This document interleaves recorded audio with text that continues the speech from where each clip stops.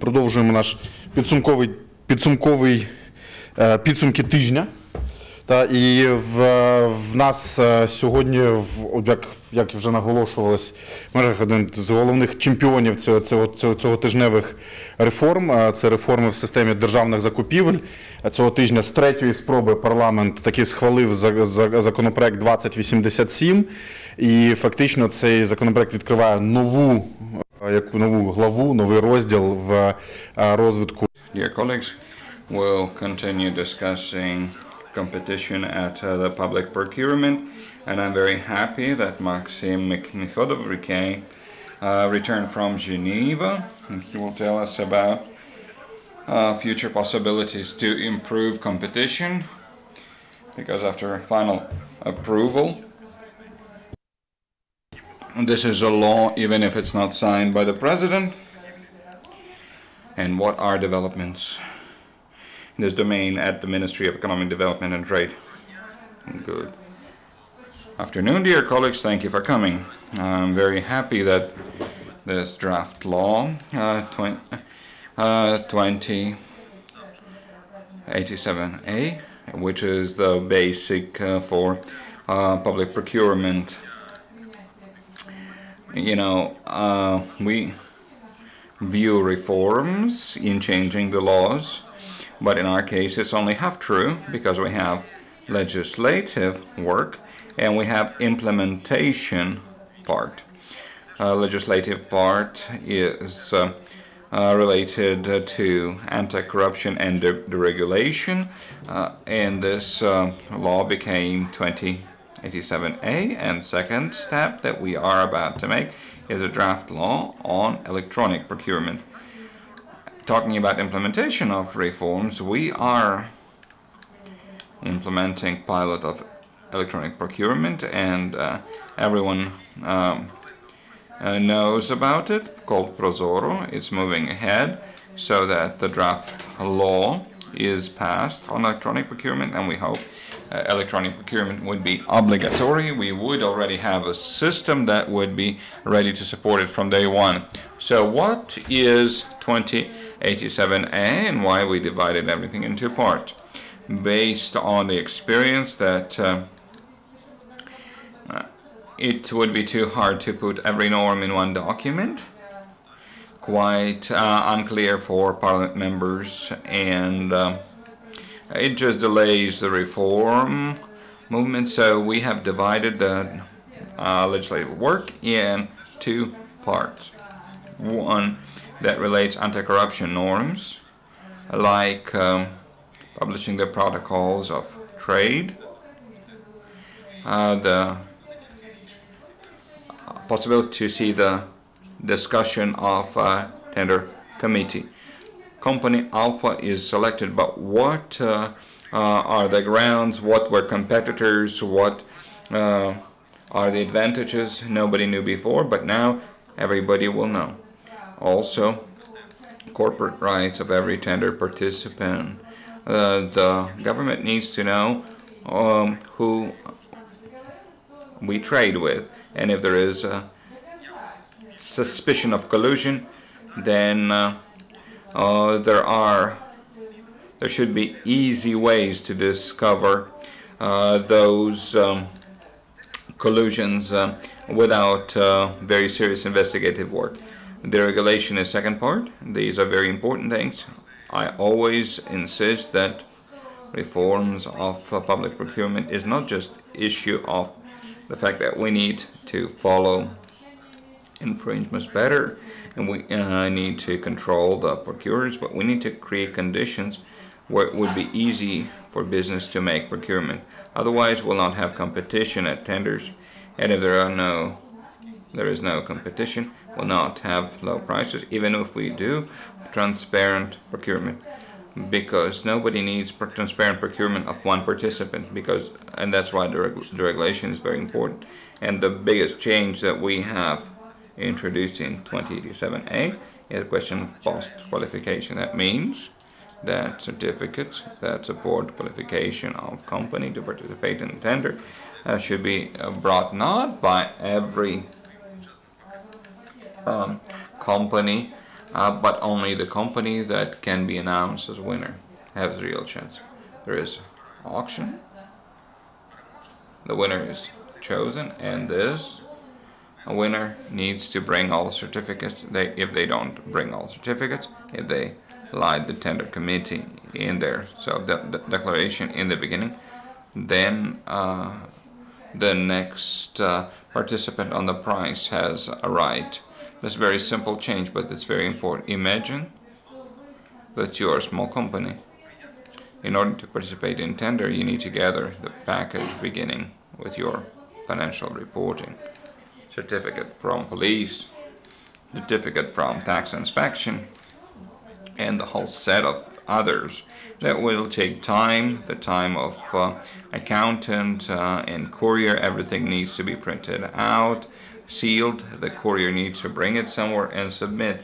Someone will check, and then you need to make sure that you stay in the tender for real or false reason, because you forgot to put some stamp at page number 50 or something. So you as businessmen will participate in 1 to 5 tenders, but nobody can play in 100 tenders at the same time. But our purpose is to make sure that anyone can apply for tender. People sitting here in the room theoretically can send request to participate in tender, and then provide documents if you win. Qualification is very important. We have removed the capacities of the Ministry of Economy to monitor tenders. This is extra work that does not bring factual results. We have 18 people working on this, and result for society is almost zero. Another important change is related to harmonization of Ukrainian legislation to join GPA agreement as part of the World Trade Organization. GPA is agreement on public procurement, and this is gold standard in quality of public procurement. So if when Ukraine joins it, the markets of public procurement opens, and that's $1.7 trillion market in 44 countries. That's not just a sign of quality that we follow these standards, but this really help Ukraine export. These changes are technical. Very few of you will see that, and we need to be formally compliant with all international obligations that we plan to take. So I'll repeat, we are very glad that this draft law is approved. We are thankful to all factions of the parliament for support, because we had very strong support from all factions of coalition and outside the coalition.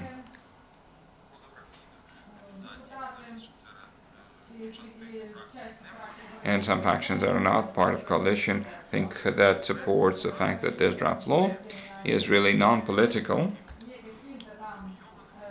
is not lobbied, but it's very good developed document by all stakeholders of public procurement that moves us ahead. But we don't have much time to rejoice, so I'd like to talk about the next step. And the next week we plan to complete our dialogue with NGOs, anti-corruption activists, and other stakeholders about the next document, the law on public procurement, electronic procurement, but we'll rename the procurement because it will reflect the essence, because state procurement is a procurement of the state, but most procurements in public procurement are procurement of public companies, which are larger, and the problems are bigger compared to direct public procurement. So public procurement is good translation but also it reflects a meaning. Anything that we pay for, whether the central budget of Ukraine pays for it or a local budget, it's the money that is earned by you, by all of us as taxpayers. We paid, then we have right to demand reporting and transparency of use. This draft law for a certain time will exist in parallel to existing legislation in public procurement. There is a law on public procurement and law on peculiarity of public procurement.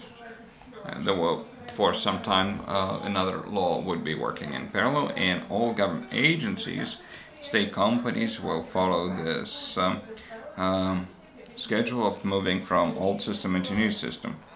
We hope very much that Parliament will support an initiative, and the law will be passed at the end of October, beginning of November, and the beginning 1st January. It would be enacted, and this transition will happen. We hope it will take no more than 9 months, but I hope it actually will be 6 months at most. We build this system, Prozoro, not just for 1,000 procurement, but 100,000 millions. 2 days ago, Prozoro moved to over one psychological barrier. The savings that were created for the budget reached 200 million hryvnias, and the volume of procurement reached 3.5 billion hryvnias. The number of tenders, almost 10,000. These numbers give us joy to show that this is not just experimental pilot, to keep telling that things will be better someday. Already saved the funds, and we have not spent a penny from state budget, because this reform is done by volunteers, enthusiasts, beginning from Maidan Open University. It's financed fully by donors, and we have already saved 200 million hryvnias for Ukraine, 227 million hryvnias today, and this growth continues rapidly. So it's very important task for us, and the draft law on public procurement needs to work in parallel with this new system to make sure it's ready for full-scale use. We have taken this obligation on time, and we hope that we'll be able to manage it. The last question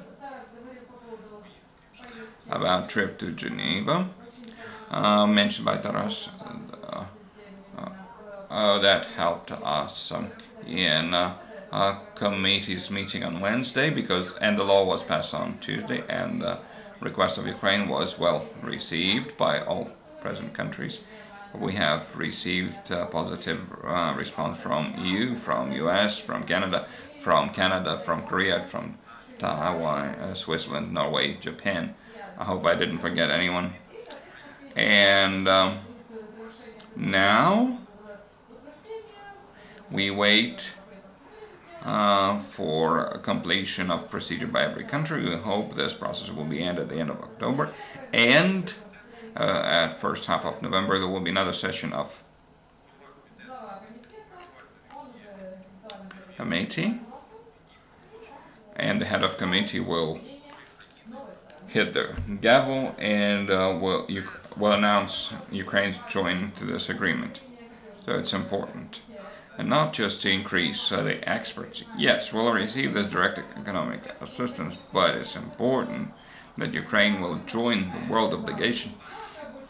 Not last come, last served, but we joined at the time where we can increase our external political prestige that we can use to solve other economic issues. Bright example, in the beginning stages of joining GPA agreement, we see China and Australia. We and as Ukraine have many suggestions to trade policy with these countries.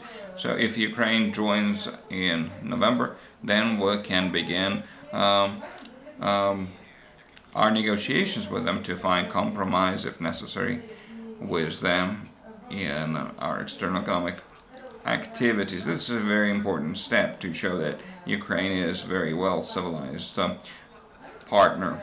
These are main news for today, and I'll be glad to answer your questions if they come up.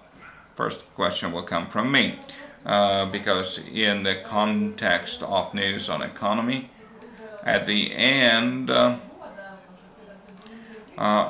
savings, because there are many trades and many tenders going on.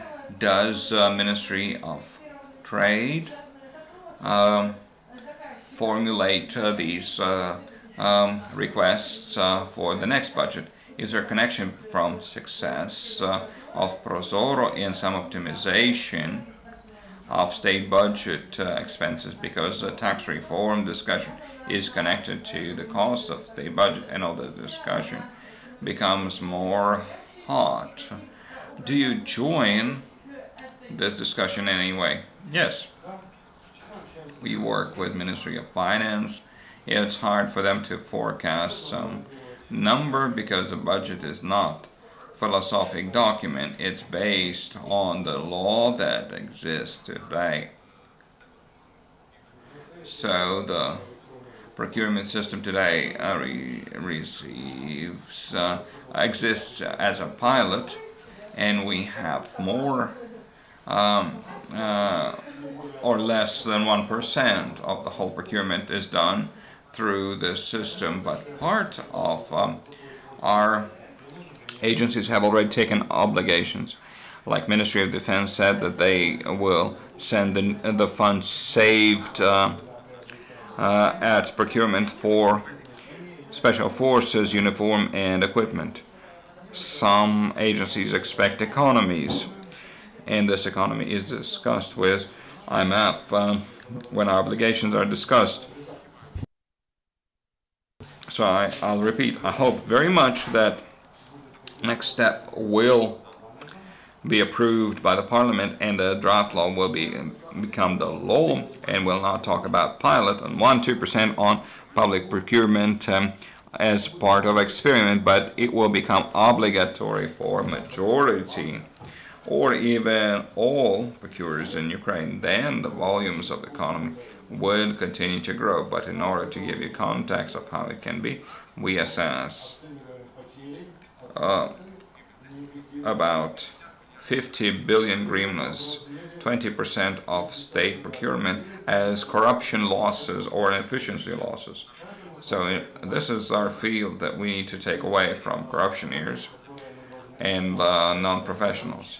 And I don't expect that we'll take all of it in the first year, because transition will be gradual. We need to give time and explain to people how to work with the system. But I hope in 2016 the economies would not be 100 millions but billions, and in 2017 it would be tens of millions. Colleagues, tens of billions. Okay, no questions. Then we have next briefing in 10 minutes. Foreign participants, will they be able to participate in tenders for public procurement? And does Ministry of Economy envision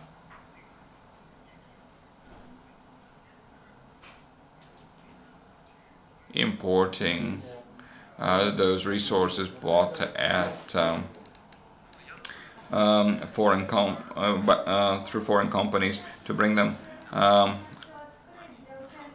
to get them without any duties and fees?